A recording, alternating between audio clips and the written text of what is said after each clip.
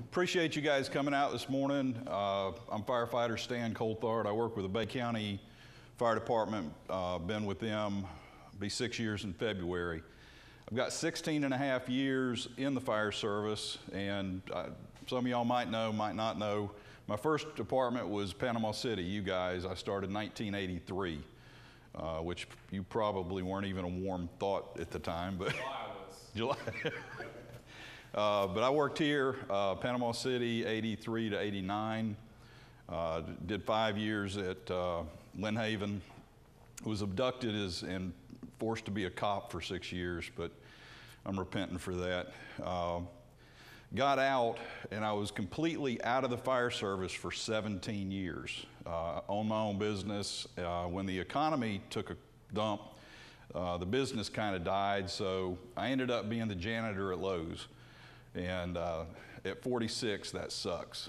And so I was out there one morning emptying the trash, and Bay County's fire chief came in. And he used to be my firefighter when I was a lieutenant back in the day. So I'm like, dude, man, you did good, you know? And he's like, yeah, I did good. And I said, well, man, if I had my standards back, would you take me back? And he said, man, I'd love to have you. So I went down, challenged my standards, got them back, got hired back on. So I found myself as a nozzleman again at 47. And I can guarantee you, when you're going in at 47, you have a whole different view of firefighting than you do when you're 27. And it seemed like we were working really, really hard. We were getting people hurt for no reason, and we were doing an amazing amount of damage in the property that we were trying to save. The idea for this is called the overhaul line, and this is what I invented. This one tool takes 90% of the water away from us on an offensive fire. So if we normally use 3,000 gallons, we'll use 300 gallons. It takes 80% of the labor that we have to do out. It's gone. And where I came up with this really was we had a commercial fire. It was a warehouse over in, turn this off real quick. We had a commercial structure. It was a warehouse and offices. Warehouse was well involved. We got there, we cut in through the siding, went in, and we made a good knockdown. Let's say you go in, 1-2 rooms burning. How much water does it take, you think, to black that fire out normally? You get in there and do your job. 30, 40 gallons of water, it's out. It's blacked out. Back in the day, they taught us you want a dry floor when you get this fire blacked out. And we do. Most times we go in there and do our job right, that floor is pretty well dry. We high-five each other, we say, man, we did a great job. We then take that same 100 gallons a minute and that same hose, and we start on overhaul. So with a fire that was actually blacked out with 30, 40 gallons, we'll end up on average dumping 3,000 gallons in that house to finish overhaul. And that's what I found myself in that commercial fire. We went in, made a great knockdown, but it rolled up into a cock loft. And in that cock loft was boxes and boxes and boxes of paper records. So I had a lot of charring up there. So as soon as we got it blacked out, we bring an attic ladder in. First guy crawls up, we get him the line up there. He opens the line, it blows him off the ladder. He ends up on his back, he's hurt. We get him out of the fire, come back in, the next guy goes up the ladder. Now he holds on real good, but loses the line. So I'm heeling the ladder and leaning in here, and I've got this 1 3/4 line smacking through the warehouse, and I'm just praying, Lord, don't kill me now. And it actually, all of a sudden, it came right by my head, and it stopped. I'm like, man, it got quiet. I'm either dead or something else happened. So I found the line, followed it over, and it actually had kinked off in an open refrigerator. So it just wasn't my day, you know. So I shut the nozzle, I go back, and now it's my turn to go up the ladder. So I go up the ladder and I go ahead and get up into the cock loft, and by then the visibility was pretty good and I could really see what I had. And I see all these boxes and all this charring, and I'm like, holy crap. Because I knew from earlier we had been into the offices, we had no smoke damage, no heat damage, the offices were pristine.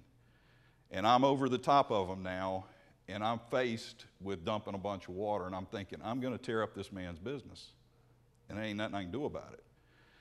So I tried to get up and tried to pull the line and just dribble some water, but I couldn't, we couldn't move the line. So I'm like, shit, I gotta do what I gotta do. So I open it up and start flooding these boxes. I get them all flooded and get the char and the smoldering out, turn it off, go down, immediately go in, start doing salvage. I get a computer out. Guy called me, he says, man, I got this briefcase and stuff, I really need it. So I go back in, all the sheetrock comes in on me. My fault. I dumped probably 1,000 gallons of water up on that sheetrock. It was gonna come down. And luckily it hit me in the head, so I was all right. But next morning I woke up and I thought, this is just a stupid way to fight fire. I didn't need 100 gallons a minute up there. I needed a garden hose. And I needed to be able to move from box to box and just put enough water in there to do the job. And so I woke up that morning and I said, look, I'm coming up with a better way.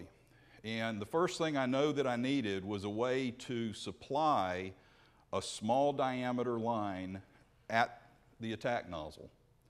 And I knew that I didn't want to have to shut the lines down, didn't want to have to gate down. I wanted it quick and easy.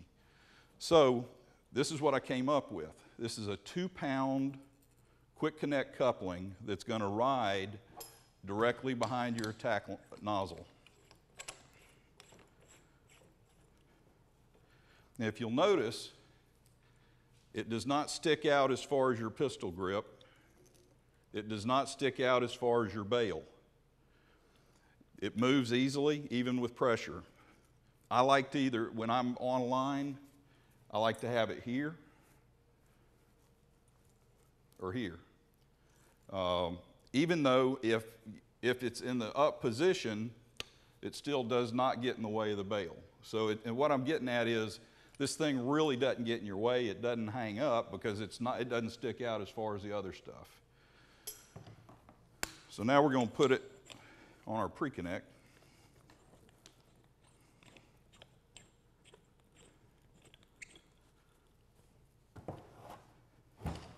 Now most pre-connects that we're using to most nozzles, you're flowing between 90 and 100 gallons on these lines. So let's say that we go in and I've come in the door, I've come down a hall, I've made my way down the hall and I'm into the bedrooms. And I've got a mattress right over there that's on fire. I black it out. We got a dry floor, use 20, 30 gallons of water. As soon as I black it out, you get on the radio and say, hey, bring in the overhaul line. The second thing I know that I needed to invent was a nozzle that was exactly suited for overhaul. And if you think about it, overhaul is no more than smoldering and deep charring. Normally, it's in material. So I wanted something to penetrate. I wanted something that I could actually drive into mattresses. This is actually built where I can stick it through sheetrock. On every kitchen fire, you're going to have charring along that top plate. Now you can just, instead of having to tear all that material out, you can literally push this up through the sheetrock, give it a bump, take a second, look at it with the tick, you know if it's hot or not. So instead of, what I'm trying to teach is called tactical overhaul. Now everybody anymore has got tactical eyeglasses and tactical underwear and tactical everything. It's a cool word. But tactical really means swift, measured, and efficient. And that's what this is built to be. It's a hell of a lot faster. It's measured. You're using very little water. This flows 10 gallons a minute. So immediately when we hook this up, we immediately go from 100 gallons a minute to 10. The other thing I knew that I needed, not only was the deep penetration, I wanted a solid bore nozzle because I wanted to be able to pinpoint where this water's going. But the other thing I knew that I needed was wet water. Back in the day, we used a lot of what we called wet water. It wasn't foam, it was a surfactant that took the surface tension out of water. Water does not like to soak into things. If you take water and put it on a piece of fabric, it just sits up there like a bubble. And that's caused by surface tension. And so what you try to do is you introduce a chemical, basically a soap, into that water, and it lets it go. And it allows it to soak deep into the material. So in overhaul, that's what you want to do. Now, a lot of people, a lot of departments are using Class A foam on their overhaul. But if you think about it, foam does what? It floats. Well, if I'm trying to extinguish a deep char, I don't want it floating up here. I want it to soak in as quickly as possible. So what I did was built this section here, and what this is a wet water cartridge. So what you do is you pop this off. You see here that's got a screen in it. There's also a screen on the back side. And what you do is take these pellets, and these are wet water pellets, and you just drop them in. Now when you're flowing that 10 gallons a minute, not only are you flowing less water, you're flowing very efficient water. So it's going to act like 30 gallons of water.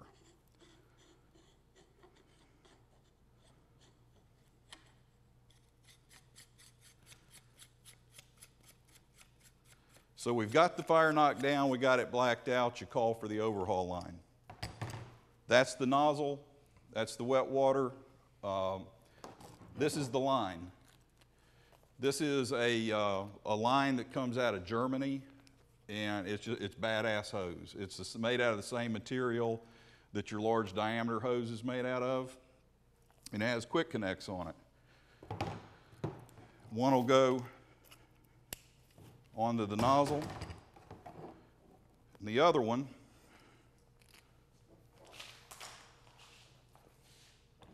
now, like I said, you do not have to shut down this 1 3/4 line. I want protection at all times. And it's still an active fire scene, so I don't want to take the water off of this.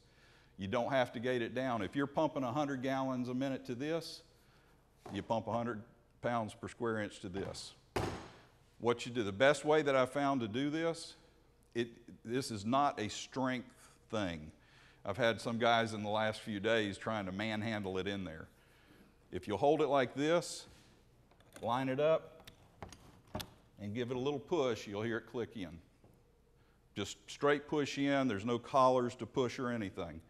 It is strictly click it in. That immediately will charge this line with the same PSI you have on that. Now, where we had that imaginary mattress over there, normally I can't get there. So what I would do is I'd just open that 1 3/4 nozzle and dump water on it till it goes out. But now I can easily walk over there, push this into the burning area, and I can give it just enough water. Anywhere up here, I can push it through the sheetrock. I can go into closets, get down into those piles of clothes and stuff that's always burning. But you literally are putting just enough water on it to put it out. Use your tick. Go back, let's look. If you got no heat, you got no fire.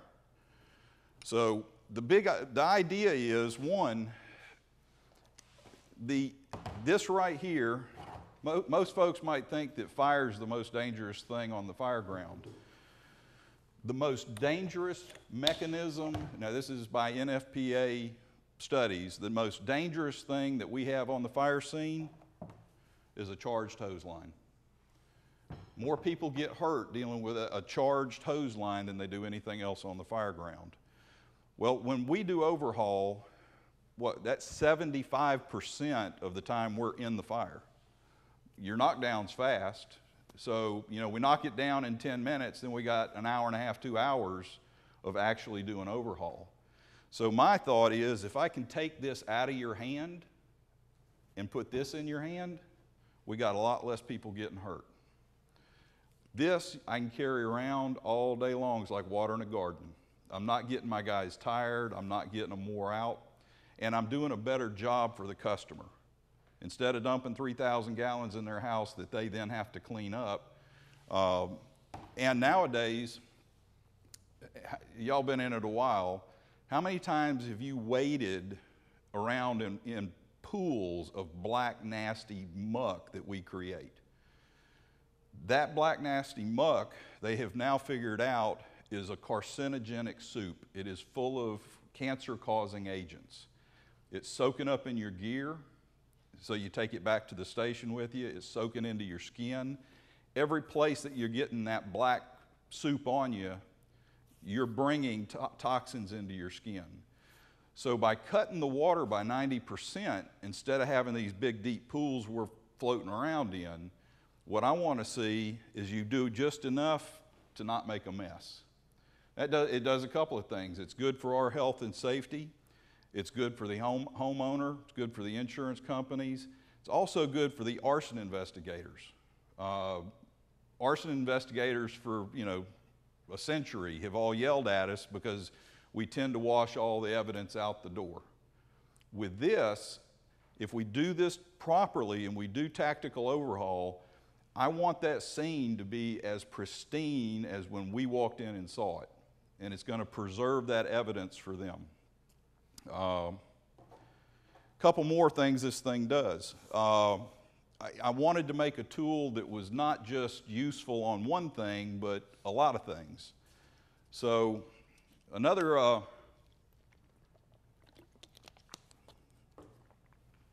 thing we run into is car fires. First, let's say you got an engine compartment fire. What is the very first thing that burns through? It's your hood latch. You can't get the hood open.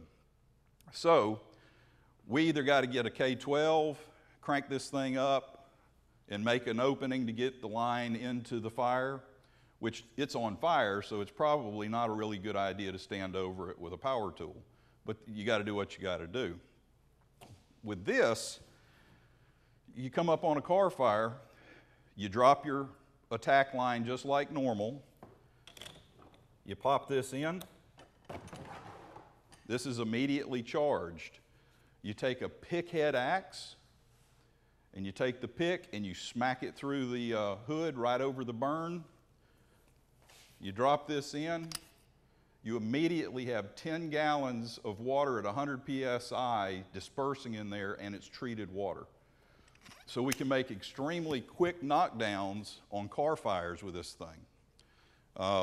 Now once the fire's out, you can get the tools out and get the hood open and then finish up. But it's a great quick attack on that. Another thing this thing does, every fire, we got nasty tools and nasty guys that need to be rinsed off. So what this is, it's a quick connect. You put it on your pump panel, it just lives there. When the fire's done, you just pop this loose, take it out to the truck, pop it in. This is charged. We got just a regular hose nozzle. So now the engineer's got something he can wash all his tools down with, and you can rinse your bunker gear off, that kind of stuff. So it's another avenue to use this tool.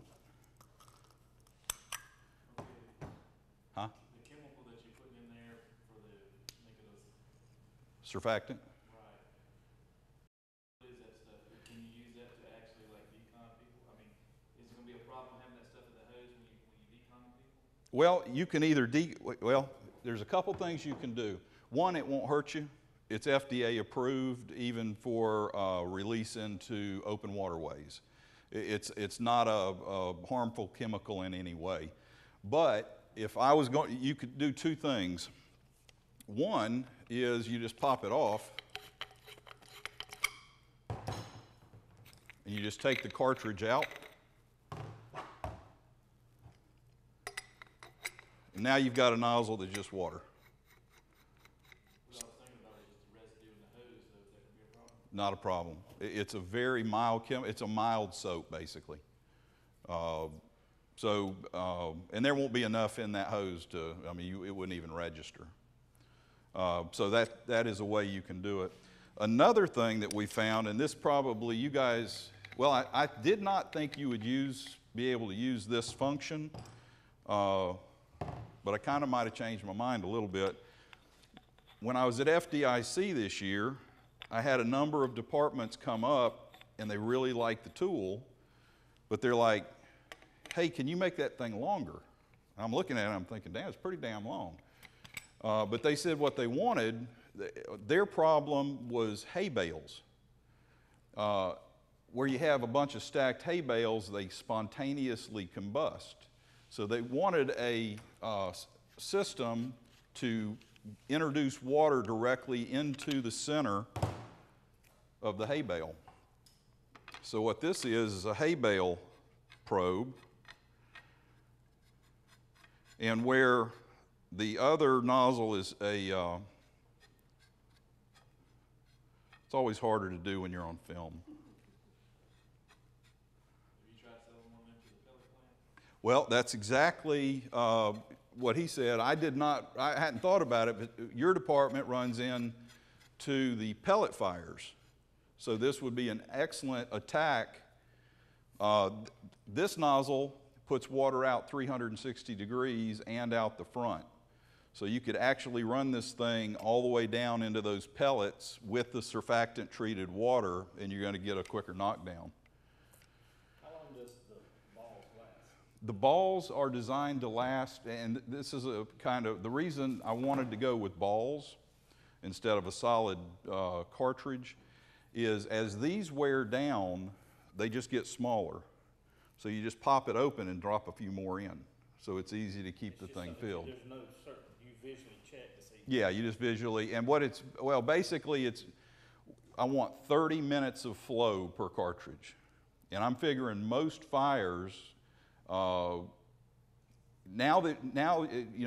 took a long time, but it's because you couldn't move, a lot of it was fighting the damn hose around.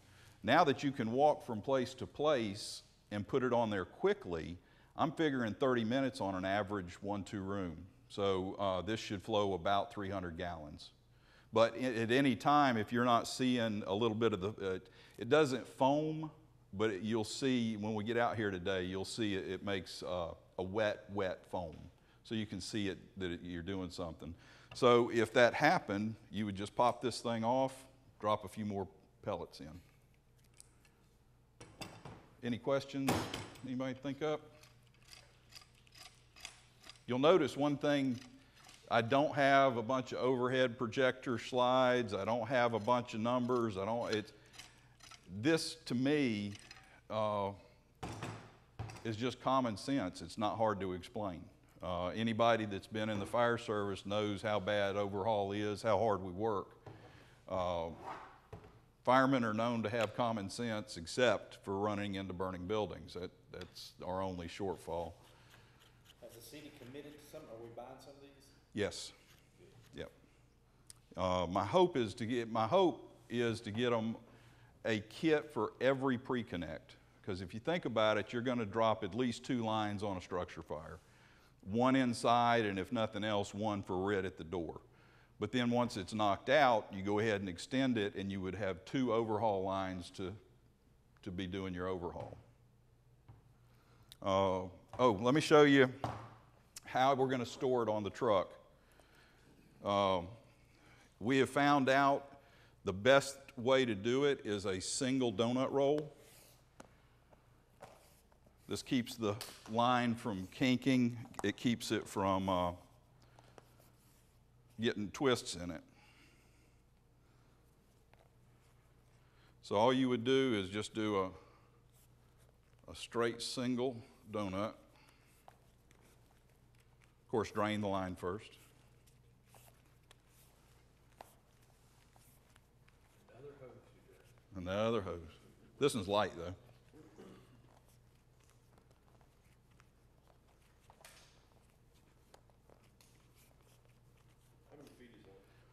Excellent point. I don't know who asked that. You asked that. He asked, how many feet is this line? And it's 25 feet. And I've had guys ask, well, I want it longer. Here's why I only did 25 feet. When you're in a fire, I never want a guy to get more than 25 feet away from this line. Because let's say that we're over here and we pull a ceiling and we have fire. I don't want that to be his first attack. I want that to be his attack. So I don't want guys getting from one room into the other doing overhaul.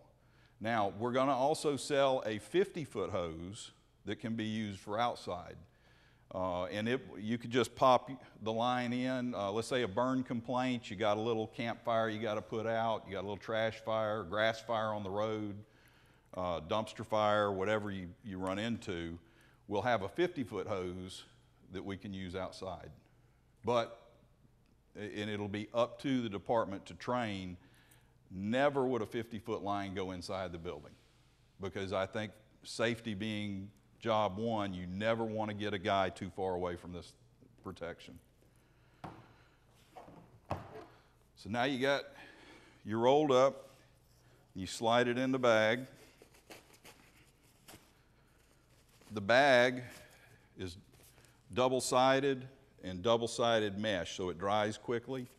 It has light reflective tape on it so you don't lose it in the fire. And I made it black because it's going to get nasty, and at least it won't look too bad. Then what you do is just pop your nozzle on, and then you take your tabs, and they just lay there. So this is how it would store on the truck.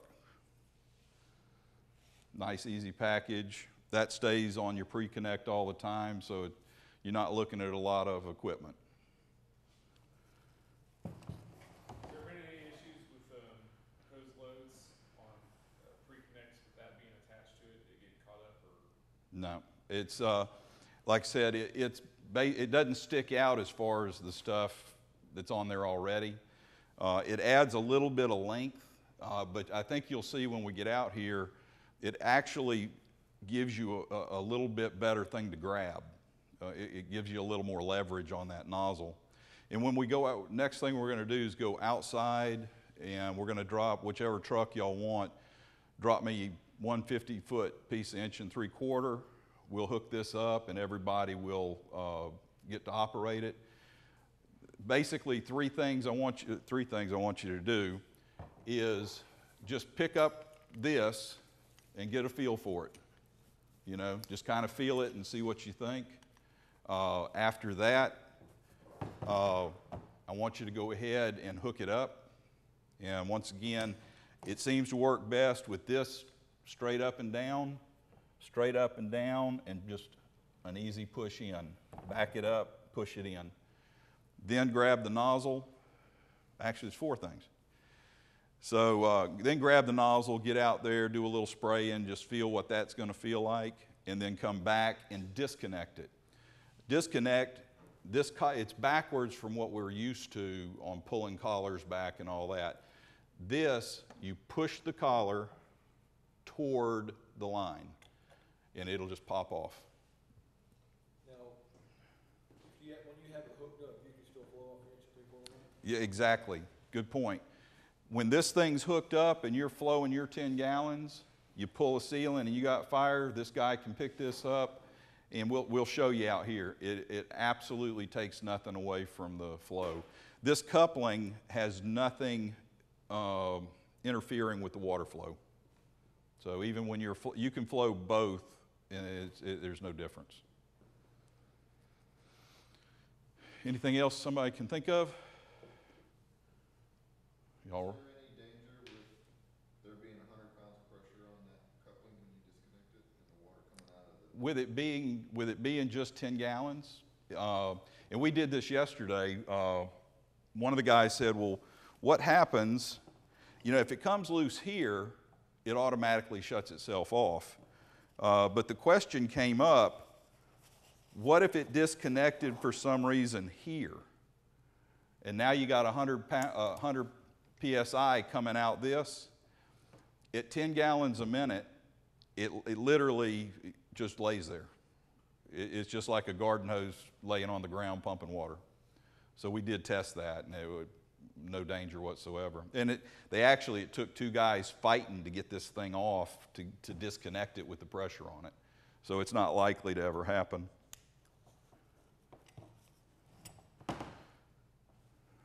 But if y'all don't have any questions, it is a pretty simple concept. And like I say, it takes 80% of the work of what we do out. You can carry this thing around all day, do your work. Overhaul's what kills us. That's when we're getting tired. That's when we're getting hurt because we're wore out, hot and tired, and you got an hour and a half overhaul to do. And this takes all the pressure off. So I appreciate y'all listening. We'll go outside and hook it up.